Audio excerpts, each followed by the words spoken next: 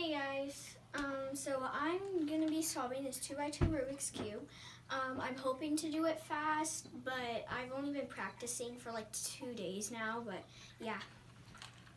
Let's start. Yeah, that goes there.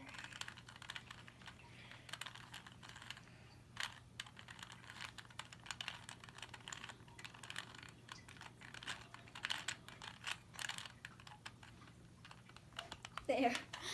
I'll probably do like a tutorial right now of how to do it because it's really easy and it's really fun.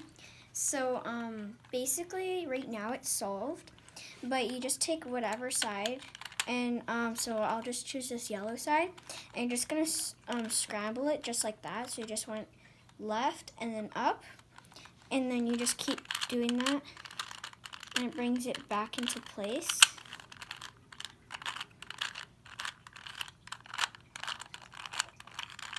And then it's solved. So yeah. Hope you had fun. Bye.